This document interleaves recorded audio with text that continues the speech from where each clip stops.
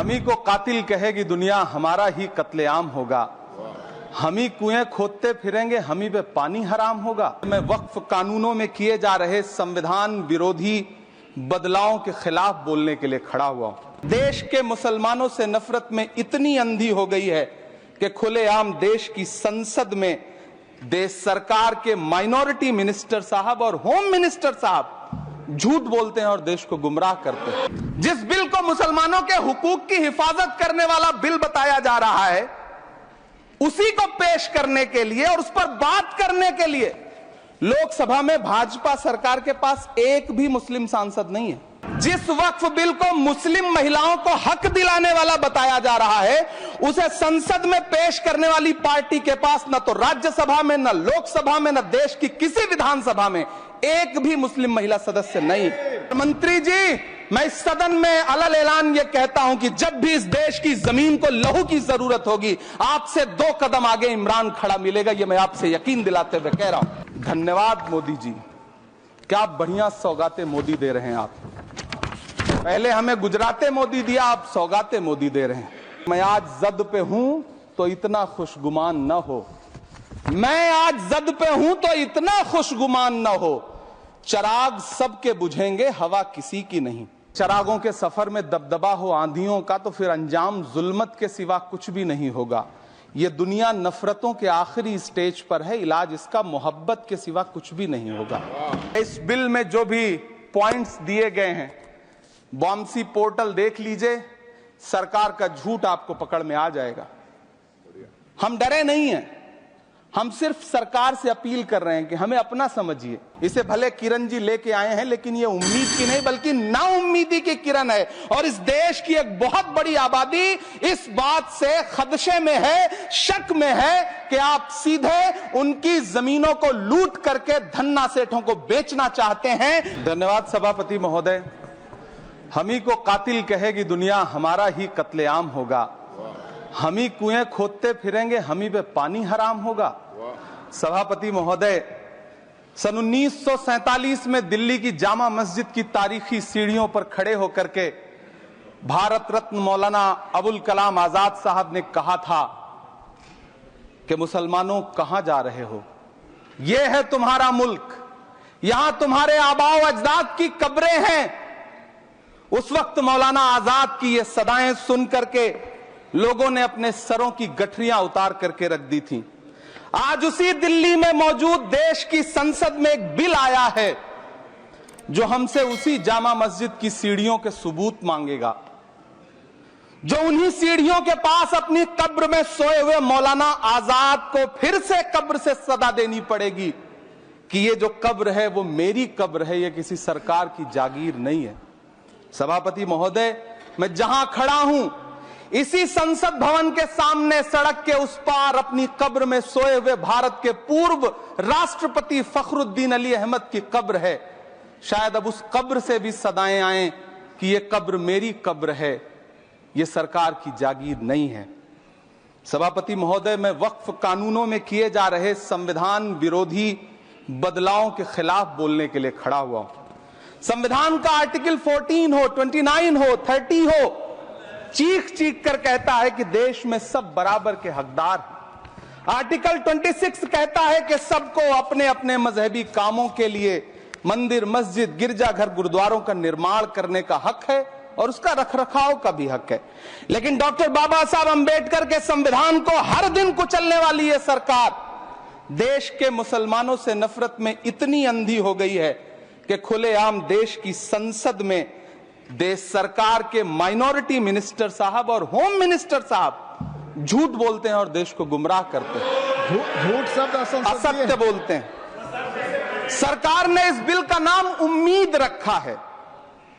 मंत्री जी, कल से इसे देश के मुसलमानों के लिए नई उम्मीद बता रहे हैं। नहीं मंत्री जी, न तो ये बिल मुसलमानों के लिए नई उम्मीद है और न ही उम्मीद की नई किरण। सभापति महोदय, भाजपा ने पूरे देश में वक्फ के नाम पर कई सारे झूठ फैलाए हैं। आइए आज उनकी सच्चाई पर बात करते हैं। वक्फ ट्रिब्यूनल को ऐसे बताया जाता है जैसे वक्फ ट्रिब्यूनल कोई मजहबी खाप पंचायत हो। सभापति महोदय, जबकि सच्चाई यह है कि वक्फ ट्रिब्यूनल भी तो सरकारी न्यायिक विभाग है, जिसमें सरकार द्वारा नियुक्त जज होते हैं, जिसमें प्रशासनिक अधिकारी होते हैं, कहीं ऊपर से थोड़ी आ गए। सभापति महोदय, देश के गृह मंत्री जी ने इसी सदन में कहा कि वक्फ ट्रिब्यूनल के फैसले के खिलाफ कोई कोर्ट नहीं जा सकता, जबकि सच यह है कि वक्फ एक्ट 1995 की धारा 83(9) के तहत हाई कोर्ट वक्फ ट्रिब्यूनल के फैसले की न सिर्फ समीक्षा कर सकता है बल्कि उसे बदल भी सकता है। सच तो यह है कि वक्फ बोर्ड खुद अपनी जमीनों के लिए कई सारी कोर्ट में मुकदमे लड़ रहा है।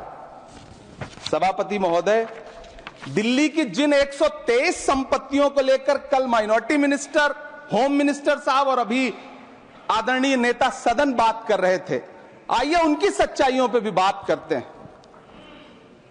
1911 में जब अंग्रेजी हुकूमत ने कोलकाता के बजाय दिल्ली को राजधानी बनाने का फैसला किया, तो रायसीना हिल्स के चारों तरफ जो मुसलमानों की ढेर सारी जमीनें थी उनको एक्वायर किया गया और लुटियन को इसकी तामीर की जिम्मेदारी सौंपी गई। सेंट्रल विस्टा की तरह लुटियन जोन का मेगा प्लान तैयार हुआ, लेकिन उस वक्त के मुसलमानों ने उस वक्त की अंग्रेजी हुकूमत से अपनी इबादत गाहों को बचाने के लिए लड़ाई लड़ी। मामला ब्रिटिश गवर्नमेंट तक पहुंचा। तब यह तय हुआ कि वो जो धार्मिक स्थल हैं उन्हें जस का तस रहने दिया जाएगा। इंडिया गेट के बगल वाली मस्जिद हो, जाप्तागंज, सुनहरी बाग मस्जिद हो, पार्लियामेंट रोड वाली मस्जिद हो, ऐसी 123 संपत्तियों के मैनेजमेंट के लिए 1913 में मुसलमान वक्फ वैलिडेशन एक्ट बना और उसके बाद एक नया शहर बसाया गया जिसे लुटियंस जोन का नाम दिया गया। फिर 1943-45 के बीच एक और समझौता हुआ आजादी से पहले, उसके तहत काफी सारी वक्फ जायदादों को सुन्नी मजलिस औकाफ बनाकर उसके अंडर किया गया ताकि उसकी देखरेख की जा सके। गृह मंत्री जी 2 दिन से सदन में जो बात कह रहे हैं वो दरअसल 123 संपत्तियां उसी सुन्नी मजलिस औकाफ के तहत आती है। सभापति महोदय, आजाद भारत आजाद हुआ। आजादी के बाद भारत में 1954 में वक्फ एक्ट लागू हुआ, जिसकी धारा 9 के तहत 1964 में केंद्रीय वक्फ काउंसिल का गठन हुआ। दिल्ली की वही 123 प्रॉपर्टीज को 1970 में सर्वे गजट करके गजट नोटिफाई किया गया। इसके निपटारे के लिए पूर्व प्रधानमंत्री इंदिरा जी के द्वारा 1974 में एक बर्नी कमेटी बनाई गई। बर्नी कमेटी ने 1976 में इन 123 संपत्तियों को दिल्ली वक्फ बोर्ड की संपत्ति होने की रिपोर्ट सौंपी। उस रिपोर्ट के आधार पर 1984 में कांग्रेस सरकार ने उन 123 प्रॉपर्टीज को दिल्ली वक्फ बोर्ड को सौंपने का फैसला किया, जिसके खिलाफ विश्व हिंदू परिषद कोर्ट गई। मामला 2011 तक पेंडिंग रहा। फिर 2011 में कोर्ट ने सरकार को आदेशित किया कि इसका निपटारा करो। तब 2013 में तत्कालीन यूपीए सरकार ने दिल्ली की उन्हीं 123 जायदादों को बर्नी कमेटी की सिफारिशों के मुताबिक वक्फ बोर्ड के हवाले किया। यही वो प्रॉपर्टीज हैं जिनके नाम से गृहमंत्री जी कल से कांग्रेस को कोस रहे हैं। फिर आई 2014 में भाजपा की सरकार, जो तब से इन जमीनों को हड़पने की साजिश कर रही है। जिस बिल को मुसलमानों के हुकूक की हिफाजत करने वाला बिल बताया जा रहा है, उसी को पेश करने के लिए और उस पर बात करने के लिए लोकसभा में भाजपा सरकार के पास एक भी मुस्लिम सांसद नहीं है। जिस वक्त, मैं लोकसभा कह रहा हूं, सुना करिए, जिस वक्फ बिल को मुस्लिम महिलाओं को हक दिलाने वाला बताया जा रहा है, उसे संसद में पेश करने वाली पार्टी के पास न तो राज्यसभा में, न लोकसभा में, न देश की किसी विधानसभा में एक भी मुस्लिम महिला सदस्य नहीं। कल किरण रिजिजू जी कह रहे थे कि रेलवे की जमीनें देश की जमीनें हैं, डिफेंस की जमीनें देश की जमीनें हैं। हां मंत्री जी, हैं, बिल्कुल हैं।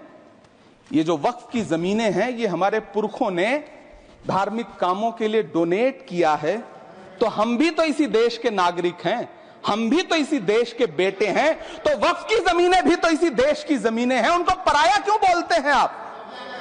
सभापति महोदय, अशफाकुल्लाह खान जब फैजाबाद की जेल में फांसी के फंदे पर झूल रहे थे, तो इसी देश की जमीन के लिए झूल रहे थे ना। सभापति महोदय, अंडमान की जेल में काला पानी की सजा काटकर अपनी जान देने वाले मौलाना फजले हक खैराबादी हो या शेर खान अफरीदी हो, वो भी तो इसी जमीन के लिए अपनी जान दे रहे थे ना। सभापति महोदय, पाकिस्तान के खिलाफ लड़ते हुए अपनी जान देने वाले महावीर चक्र विजेता ब्रिगेडियर उस्मान हो या पाकिस्तान के पैटर्न टैंक उड़ाने वाला परमवीर चक्र विजेता वीर अब्दुल हमीद हो, वो भी तो इसी जमीन के लिए अपनी जान दे रहा था ना। और मंत्री जी, मैं इस सदन में अलल ऐलान ये कहता हूं कि जब भी इस देश की जमीन को लहू की जरूरत होगी, आपसे 2 कदम आगे इमरान खड़ा मिलेगा, ये मैं आपसे यकीन दिलाते हुए कह रहा हूं। सभापति महोदय, मैं सरकार से कहना चाहता हूं, हमसे हमारी इबादत गाहें तो मत छीनिए ना, हमारे घरों पे बुलडोजर तो मत चलाइए ना, हमारी कब्रों में तो हमें सुकून से सोने दीजिए ना। सभापति महोदय, माइनॉरिटी मिनिस्ट्री का बजट कट करके, मुस्लिम बच्चों की स्कॉलरशिप बंद करके अब सरकार कह रही है कि हम वक्फ की आमदनी से गरीब मुसलमानों का भला करेंगे। गुजरात की बेटी बिल्किस के बलात्कारियों की रिहाई के बाद उन्हें माला पहनाने वाली लोगों के नेता ये कह रहे हैं कि यह बिल मुस्लिम महिलाओं को उनका हक दिलाएगा। धन्यवाद मोदी जी, क्या बढ़िया सौगातें मोदी दे रहे हैं आप। पहले हमें गुजराते मोदी दिया, आप सौगाते मोदी दे रहे हैं। लेकिन यह सरकार इतना याद रखे कि इसी ठसक के साथ देश की संसद में सीए का कानून भी लाया गया था और कहा गया था बड़े बड़े भाषण देकर के कि पड़ोसी देशों से हिंदू भाइयों को ला करके यहां नागरिकता दी जाएगी। लेकिन मैं आपके संज्ञान में लाता हूं सर कि पिछले इतने दिनों में इनसे नागरिकता लेने के लिए 2000 व्यक्ति भी नहीं आए, जबकि इसके उलट इन्हीं की सरकार में पिछले 10 साल में 15 लाख से ज्यादा भारतीयों ने भारत की नागरिकता छोड़ करके दूसरे देश में जाकर के बस गए। यह हुआ उस कानून का अंजाम। सभापति महोदय, इसी तरह की जिद के साथ किसानों के खिलाफ भी कानून लाए गए थे। जिस तरह आज वक्फ के फायदे गिनाए जा रहे हैं, उसी तरह से किसानों को भी कृषि कानूनों के फायदे गिनाए गए थे। लेकिन अंजाम क्या हुआ? 700 किसानों की शहादत लेने के बाद सरकार को अन्नदाता किसानों के सामने घुटने टेकने पड़े और कृषि कानून वापस लेने पड़े। जिल्ले इलाही, जमहूरियत जो है वो नफरत और ठसक से नहीं चलती है, अकड़ से नहीं चलती है, उसमें सबकी हिस्सेदारी जरूरी है।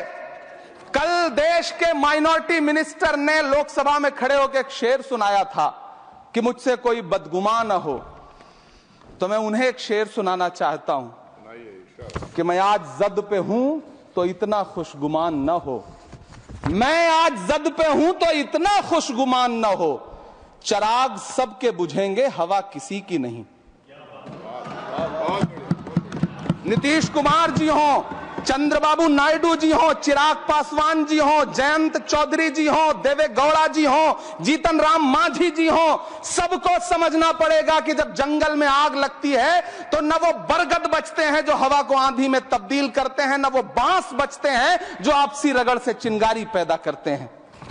सभापति महोदय, जब देश को मनमोहन सिंह साहब जैसा काबिल प्रधानमंत्री मिलता है तो देश को आरटीआई जैसा एक्ट मिलता है, सेज जैसा एक्ट मिलता है, मनरेगा जैसा एक्ट मिलता है, लिबरलाइजेशन मिलता है, राइट टू एजुकेशन मिलता है, नेशनल फूड सिक्योरिटी एक्ट मिलता है।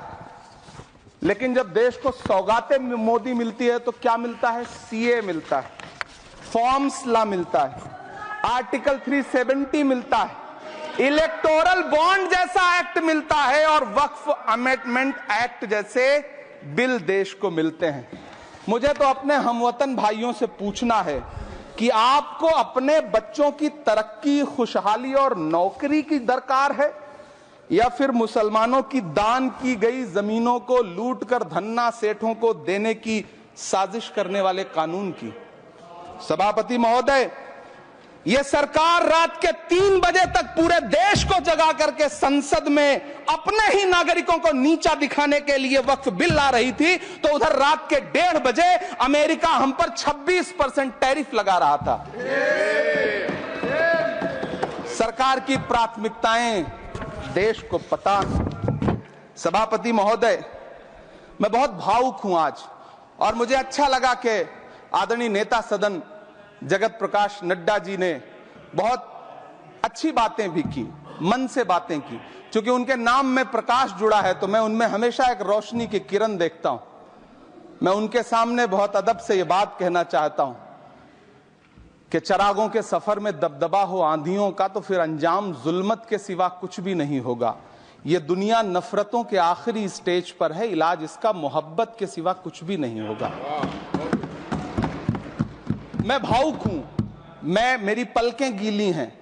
अगर देश की एक बहुत बड़ी आबादी को लगता है कि आप उसका भला करने के लिए नहीं बल्कि उनकी इबादतगाहों, उनकी कब्रिस्तानों, उनकी खानकाहों को बर्बाद करने का बिल ला रहे हैं, तो फिर आप अगर समझाने में नाकामयाब रहे हैं तो यह आपकी नाकामयाबी है। पहले समझाइए, उसके बाद कोई बिल लेकर के आइए, तब शायद हम आपका इतनी पुरजोर तरीके से विरोध ना करें। लेकिन सभापति महोदय, मैं अंत में सिर्फ इतना कहना चाहता हूं कि इस बिल में जो भी पॉइंट्स दिए गए हैं, बॉम्सी पोर्टल देख लीजिए, सरकार का झूठ आपको पकड़ में आ जाएगा। हम डरे नहीं हैं, हम सिर्फ सरकार से अपील कर रहे हैं कि हमें अपना समझिए। हम आपके अपने हैं, इस देश के नागरिक हैं, और आप ताकत में हैं। संख्या बल के आधार पर बिल हो सकता है आप पास करा ले, लेकिन आपको यह बात समझनी पड़ेगी कि हम तो वो तारीख हैं, जहनों में रहना है जिसे, कागजी पुर्जे नहीं जो फाड़ डाले जाएंगे। जिस जमीन पर मैं खड़ा हूं यह मेरी पहचान है। आप आंधी हैं तो क्या मुझको उड़ा ले जाएंगे? आपको यह बात समझनी पड़ेगी। आपको अगर इतना विपक्ष की तरफ से पहले जेपीसी में इतने सारे पॉइंट्स आए और उसके बाद कल से लोकसभा में और राज्यसभा में सुझाव आप सुनने को तैयार नहीं है, लोगों की शंका को दूर करने के बारे में आप बिल्कुल सोच नहीं रहे, बस आप कह रहे हैं यह बिल उम्मीद की नई किरण है। नहीं साहब, इसे भले किरण जी लेके आए हैं, लेकिन ये उम्मीद की नहीं बल्कि नाउम्मीदी की किरण है। और इस देश की एक बहुत बड़ी आबादी इस बात से खदशे में है, शक में है कि आप सीधे उनकी जमीनों को लूट करके धन्ना सेठों को बेचना चाहते हैं। मेरी अब भी आपसे अपील है कि इस बिल को वापस लीजिए। यह बिल कहीं से आपके अपने नागरिकों के लिए अच्छा नहीं है। यह बिल सिर्फ इस देश के मुसलमानों को नीचा दिखाने का और अपने एक ऐसे मतदाता वर्ग को खुश करने का बिल है जिनको इस बिल के पास हो जाने से कुछ मिलेगा भी नहीं, लेकिन आप एक नैरेटिव देना चाहते हैं, एक मैसेज देना चाहते हैं। मेरी आपसे अपील है कि कृपया ये जो सबका साथ सबका विकास का नारा है, इस नारे को रत्ती भर तो चरित्रार्थ कर दीजिए। बहुत बहुत धन्यवाद। न्यूज नेशन अब व्हाट्सएप पर खबरों के ताजा अपडेट के लिए न्यूज नेशन के इस QR कोड को स्कैन करें।